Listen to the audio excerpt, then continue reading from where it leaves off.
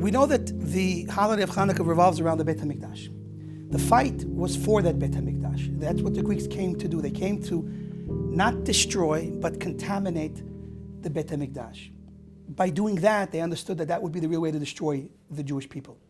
Because one of the fundamental foundations that we as a Jewish nation exist on and thrive on is the idea that we are sanctified, that we are pure, and we follow a way of truth and purity. And our way of life is not to be a savage, to live like an animal. Animals also eat and drink and procreate. But the human creature that Hashem made is just the most sophisticated animal. And Hashem said, I want to give you more. The Jewish nation represents a godly nation, a people that recognize a higher purpose in existence. And by default, the fact that we exist and stand up for this way of life, whoever refuses it and rejects it, they become our enemy. So the Greeks that felt that they represent the pinnacle of creation, the ultimate life that one can live is to idealize the body and pleasure and just live a life for this world, for the sake of this world, which has no real purpose. The fact that we exist, we kind of give them that guilty conscience, which turns into hatred in them, and they come to fight. But who are they really fighting? The fight against the Jews in the time of Chanukah, who was that fight really against? Was it really against us?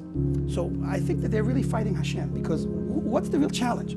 Either we recognize that we're all here to do the will of God, or we convince ourselves that we're here to do what we want and forget about God. The Greeks wanted us also to forget about God, so we could be like them and join them. Then their guilty conscience would disappear, and we could just all live for the sake of serving and pleasing ourselves. And that's what they wanted. Had we have given up to that and agreed to that, they wouldn't have killed us. They weren't trying to physically kill us. They didn't care if we lived.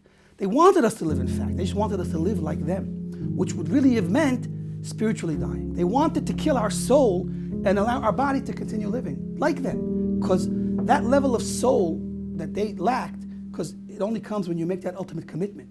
That's why anyone can become Jewish, but it means making that commitment to living a life, a holy life, a pure life for Hashem. Since they didn't want to make that commitment, so they wanted to kill us, because by killing our soul, then we become the same, and then they're happy, they can live happily ever after. But with us alive in this world, then they could never live peacefully. This, in fact, Hitler says that we are the conscience of the world.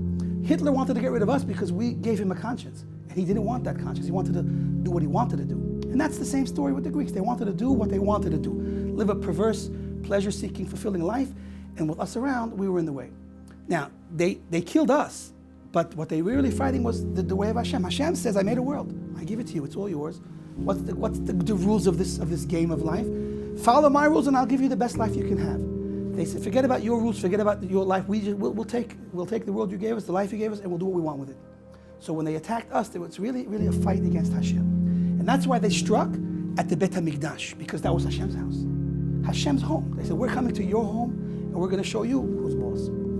They came specifically to contaminate the oil. What does that represent? The oil in the Beit HaMikdash represents, according to one beautiful mystical explanation by the Rav Chida, Rav Chaim Yosef David Azulai, a great Kabbalist and Jewish leader for many years. He has written almost 100 different books. He's quoted and spoken about more than most rabbis that have ever come into this world. He explains the menorah in a unique way. 7 branches of the menorah. There's one middle branch, which is called the actual menorah. That's the foundation of the menorah. The middle branch is what holds everything up. And extending from each side of the menorah, there are 3 branches. So essentially, the main branch holds up the menorah, and without that main branch, you have just 6 loose branches that have no base, nothing to stand on. But from that middle menorah, that base, we have then 3 branches that have a place of attachment. They can stand, and through standing, then we have a menorah with 6 branches. So what comes out, according to this way of explaining the menorah and how it was built and how it stands, is that really it's only the middle branch of the menorah that is the menorah. The others are just extensions of the menorah. Now, an extension of something doesn't really exist in and of itself. It's only an extension of the base. So let's appreciate what the base of this menorah represented. We'll then know what the extensions could be. And then we'll understand what the Greeks were trying to do by contaminating the oil and trying to cancel this menorah that we would light every day. So his explanation is like this. The menorah represents wisdom. Now, the question is, where does wisdom come from? So there's a verse that says where wisdom comes from. But before we talk about the verse, let's ask you guys, where does wisdom come from? You have, I'm sure, a lot of wisdom and a lot to say, and one day it'll be your turn, but not now. You all have a lot to say and a lot that you've learned in your lives. So where does all that wisdom you have come from? Where does wisdom come from? Our sages. Where did they get wisdom? Torah. Where does the Torah get its wisdom? Hashem. Excellent. Beautiful. I don't know if you all heard the speaking because the mic might be on them, but basically what we came to is the end of the day, all wisdom comes from Hashem. There's a verse that in fact alludes to this in a bit of an obscure way. The verse says that wisdom comes from nothing. Wisdom is found from nothing. So I'd like to tell you, we have Google, we have Waze, we have all these ways of finding a place where we want to get to. So if I gave you the directions to get wisdom, so I tell you, go to nothing and get wisdom and come back with wisdom, how can you find that place, the place that's called nothing?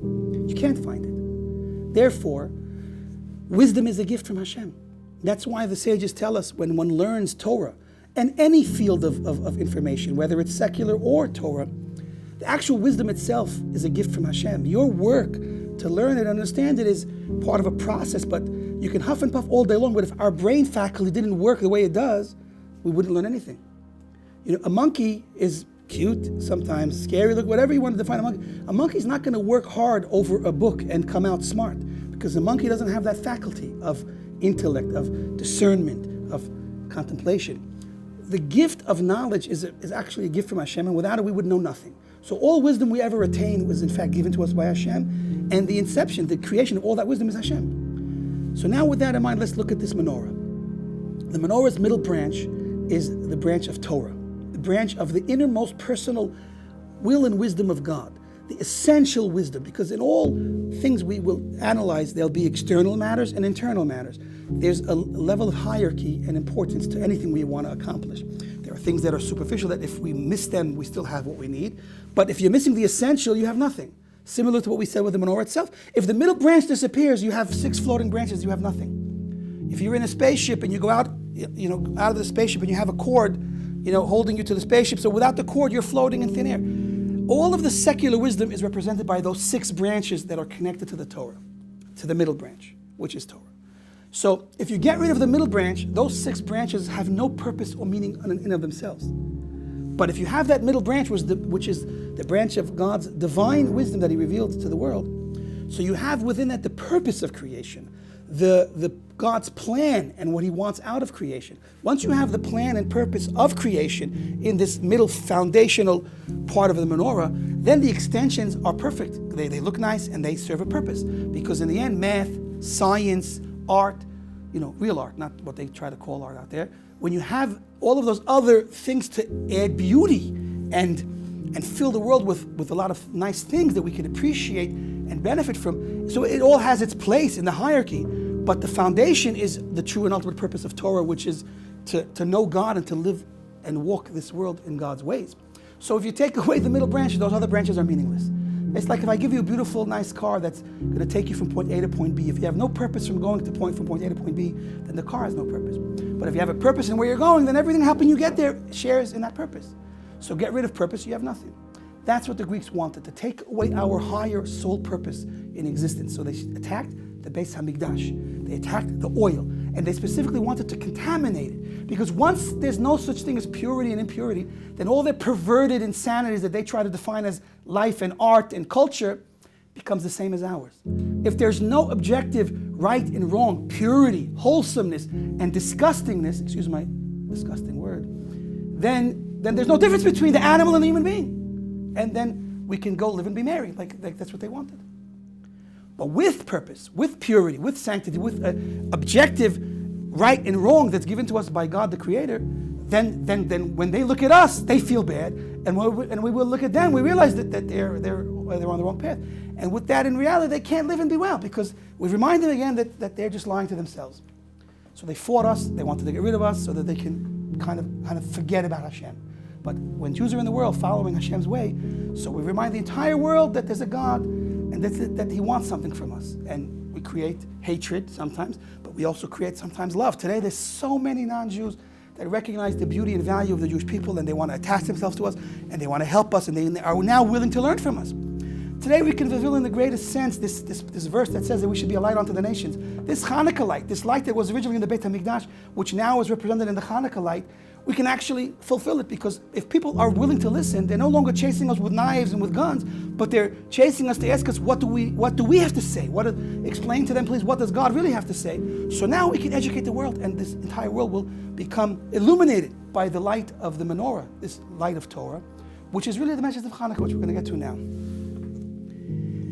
We have a few questions when we want to look at the holiday that was enacted in place of what happened then. So the Greeks came and contaminated the Beit HaMikdash, contaminated the oil, and we were no longer able to light the menorah. Aside from the military war, they fought us, and some Jews died, but a handful of untrained, just Kohanim, priests, Talmidei Chachamim, fought against an entire Greek army, almost 100,000 soldiers in total over the years of this army.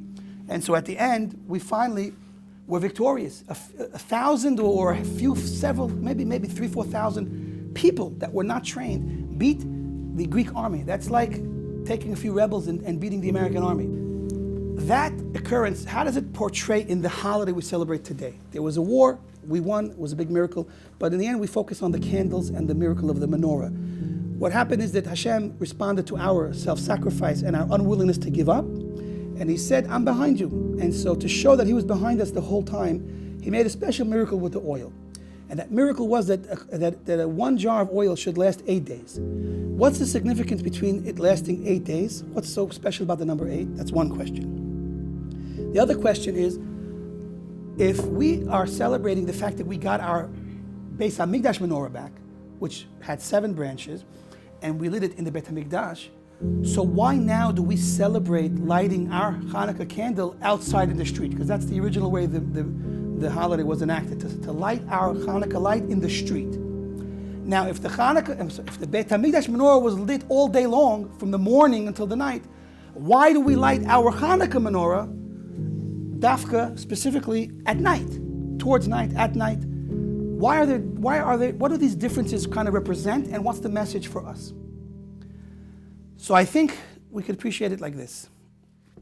When the Greeks came into the Mikdash and said they wanted to take over Hashem's house, so one level of victory might be looked at as, we beat them. We got them back out of the Beit HaMikdash, and we were able to take the Beit HaMikdash back for ourselves. But I think we can go further than that. Since they came into our turf, they came into the holy and said, we want to get rid of the holy. We don't want holy anymore. We don't want pure. We want the whole world to be the same. So it's not enough to say, no. Get out of the holy, that's our space. You stay in your space and we'll stay in our space. I think the ultimate answer to their attack on holiness is an attack on the unholiness. So Hashem responds by saying, no. The answer now that you came to try to eradicate us is that ultimately the light of goodness, the light of Torah and the light of holiness is going to eradicate your way of life. And so we don't take the light and light it back again in the holy. We take that holy light and we extend it outside in the darkness. That represents the idea, the real purpose of creation and the real purpose of the Jewish nation, to be a light onto the dark places in this world, to turn even Egypt and Greece and Russia and Germany, to turn those places into places that recognize and follow Hashem. So the answer to the Greek attack isn't that we just held you off and now we can live our lives and you live your life and we live happily ever after. That's not the ultimate victory. The victory really is ultimately to penetrate and permeate Greek culture and all of the cultures of the world, that they should all wake up and recognize Hashem. So we light specifically in the darkness, at night, in a time of darkness where Hashem is concealed and we don't see Hashem and we don't see His ways, we don't feel Him. That darkness at night in the public domain, in the Rabbim, out of our home space, is indicating that the ultimate goal and job of the Jewish people is to light up the entire world and turn this night that we're in the middle of, this darkness, this exile, this night, into the ultimate revelation and geula and redemption that we've been waiting for, which is the coming of Mashiach and the building of the third temple, which will be an eternal temple that will be the source of light again for the entire world. And it says in that time in the prophet Zephaniah that all of the nations of the world, will unite around us. They will realize that the truth of Hashem and of His people, His priests. We are a nation of priests. They will realize that truth and they will surround us and all of the world and all of its creations as we say that even the birds and even the animals sing praise to Hashem, we will all come together in one unison with the ultimate victory where Hashem becomes king of the entire world and praise Hashem and serve Hashem as one.